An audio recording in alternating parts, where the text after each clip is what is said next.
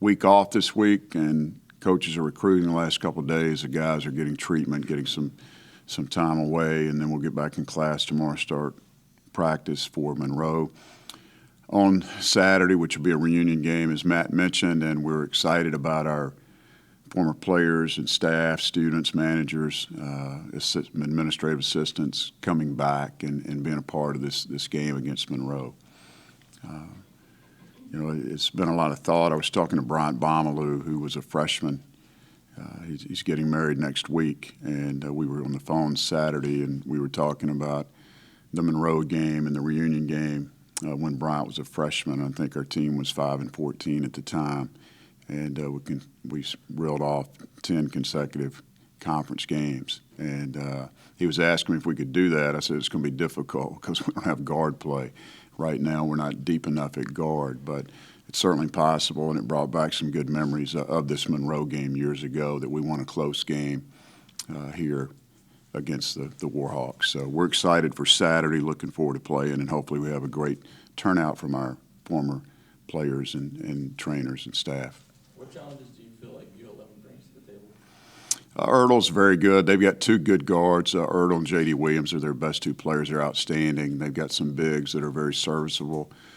Play like Tyrus quite a bit. For them, they have a couple of those guys. So they've had some rough go. They've had some injuries as well, and people miss games, and then they've had some tough luck. So is Cedric long-term or short-term? Not sure. Not sure. Haven't spoken to the doctors today. Spoke with BJ last night, and the X-rays and MRI came back clean. So he's going to meet with the doctor and see. He's having a lot of pain in that foot, and I have not talked to Cedric today. When you're struggling with the guard play and/or you're missing people, what kind of things can you do to kind of compensate? We've been meeting. Our coaches have done a good job. We feel like trying to play to our strengths a little bit in other areas.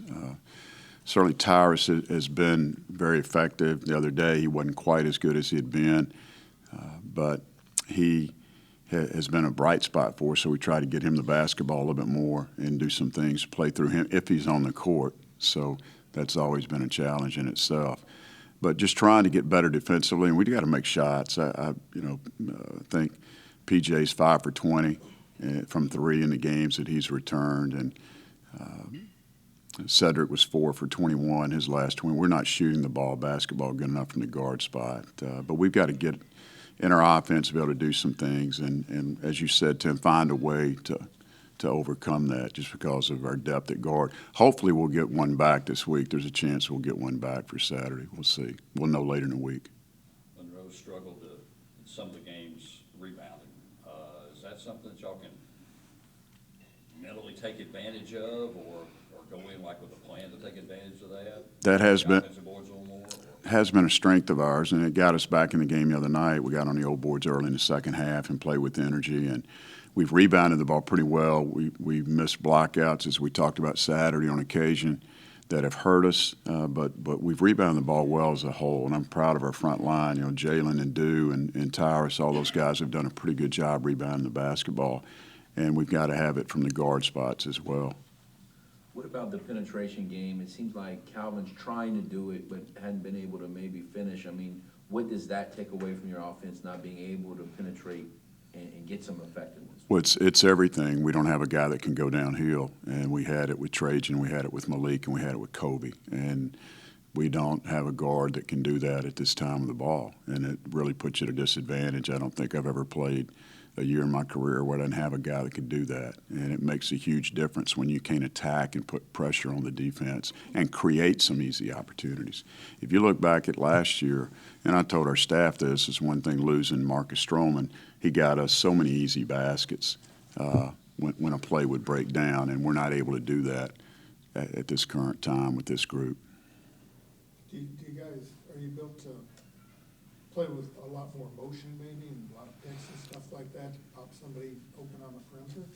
Yeah, we are trying to do different things, Tim, to spread it out and get better spacing. And and I said this the other night, we had some success coming out of halftime. We changed a couple things. We got some good looks and got Jalen loose a couple times. We didn't score every time, but Texas State's very sound defensively, and they were able to take that away. And then we went back to what we were doing earlier and not having success with that either. So it's kind of like being an offensive coordinator in football. You just got to continue to call plays and try to figure out a plan of attack that you can score. And but we've been limited in our availability of guys to do that, and certainly it's hurt us on the offensive end. There was one possession, I think, early in the first half where they reversed it really well. Do you like the way that they moved the ball? Yes, we need to move it. We need to move it better. We definitely moved it better, I felt like, Saturday than we did against Arlington. Arlington played a lot of zone, but we need to share the ball more.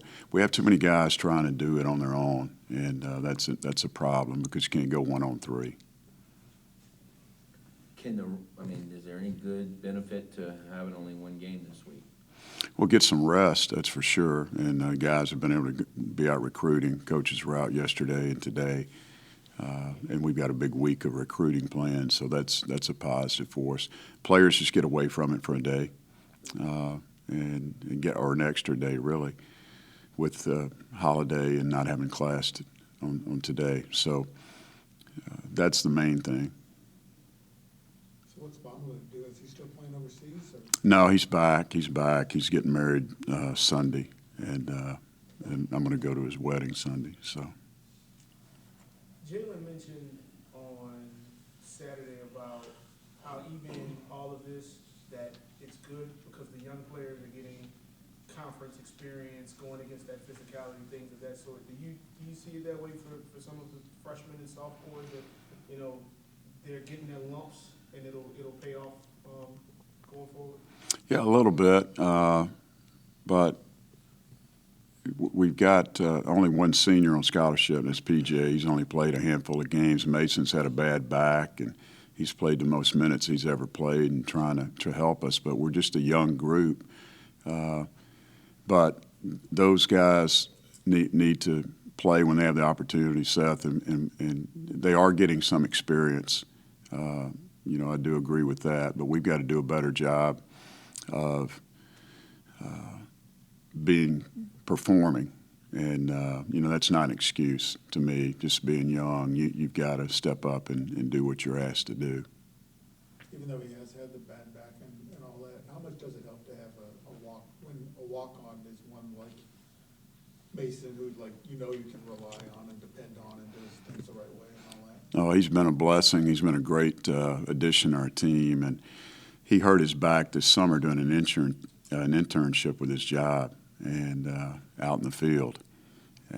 So he was limited and couldn't start practicing until we started games, and then we kind of worked him in to the rotation. But the most experienced guy on our team, he and PJ, and Mason can do different things, and he can score the ball. He hasn't statted like he's capable of doing, but he helps us do some little things. I mean, if you go back to the Little Rock game, we were down 3, and he's the one that made the pass to get Cedric the good look. I mean, he can step in and make a play that helps you win, even though you don't notice those type of plays. Coach, you talked about doing some recruiting this week, so what are some of the things that you've been specifically looking for to add into the addition? We're always looking to add everything, certainly a guard play. We're looking at guys that can handle the ball, shoot the ball. We're looking for inside guys that can rebound the ball. So just across the board, every position. Everybody good? Does not having Malik, I mean, he would get the ball for you 3 or 4 times a game just because of his quickness in the hands and so forth. Is that been kind of almost overlooked maybe that, I know y'all notice it, but maybe people haven't seen that, you know, you get an extra 3 or 4 possessions or not getting those when he's not Right. moving forward? Well, the other coaches know that, I can promise you. They know that he's not out there, and some of the guys that we've been through, they talked about Kobe and him this weekend. The coaches did to me before the game. But we do miss him, certainly, and hope he comes back. I mean, we played well against App. He had a career game, and he was leading the conference in 3-point field goal percentage, steals, I think he was 5th in scoring, 4th in rebounding. I mean, he was on his way to have freshman of the year, and then you miss a couple of games, you get kicked out of the stats. But he had gotten better each game. And, he had 18 and 13 against Troy, and then we go up to App, and he plays super. So, we've lost 4 in a row without him, but he's a guy that can make plays and certainly can take over a game and create more than the guys that we have. And you can go back and look at Kobe. We were 5 and 3 when he went out. So, I mean, we've had difficulty scoring, and then losing Malik on top of that. It's just we don't have guys that can penetrate and get in the paint the way we'd like.